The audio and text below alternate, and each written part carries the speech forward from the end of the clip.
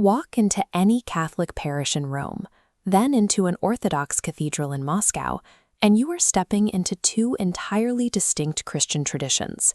But for the first 1,000 years of Christian history, these two traditions operated as a single, globally unified body. Most history books point to a specific date for their permanent separation, the Great Schism of 1054. Yet the people actually living through 1054 had no idea the church was breaking. To them, the event was just another temporary bureaucratic spat between rival bishops. Massive institutional collapses rarely happen overnight. They are the quiet, compounding result of centuries of invisible fractures. The first fracture was purely geographical. In the 5th century, the Western Roman Empire collapsed under the weight of Germanic invasions, leaving the Latin West politically fragmented and isolated. Meanwhile, the eastern half of the empire, centered in Byzantium, survived and highly centralized its power.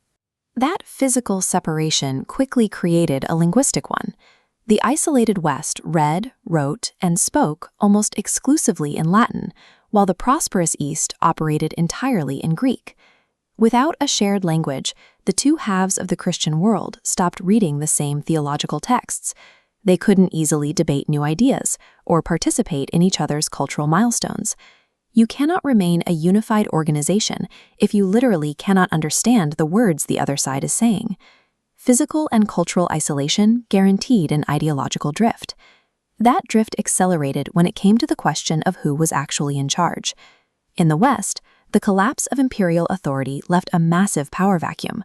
The Bishop of Rome, the Pope, stepped in, eventually claiming supreme, universal authority over all Christians. This differed radically from the East, which governed through the Pentarchy, a council of 5 equal patriarchs sharing authority, with Rome as just one node. Eastern bishops respected the Pope as first among equals, but firmly rejected the idea that he held absolute command. An institution designed for shared consensus cannot successfully integrate a leader claiming absolute, monarchical authority. As their governance models diverged, so did their very methods for understanding God. The Western tradition developed a highly rational, legalistic approach, using philosophy to meticulously define the exact nature of the divine. We see this in the Filioque clause. Western theologians unilaterally added 3 Latin words, meaning "and the Son," into the Nicene Creed to logically clarify the exact structure of the Holy Trinity. Eastern thinkers rejected this legalistic tinkering.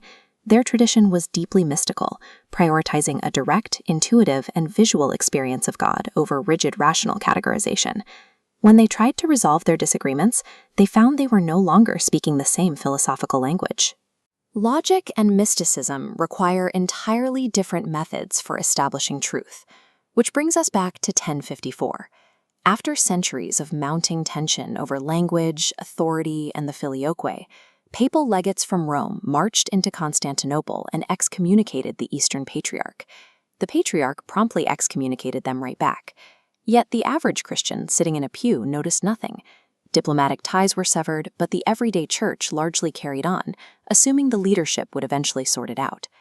The actual point of no return arrived a century and a half later, in 1204. During the Fourth Crusade, Western armies stormed Constantinople, looting Orthodox holy sites, destroying relics, and installing their own Latin bishops. Theological disagreements create institutional friction. Physical violence and the desecration of sacred spaces seal a permanent divorce. Today, the Catholic and Orthodox churches operate entirely different psychological and spiritual frameworks, a reality forged over 1,000 years of separate evolution.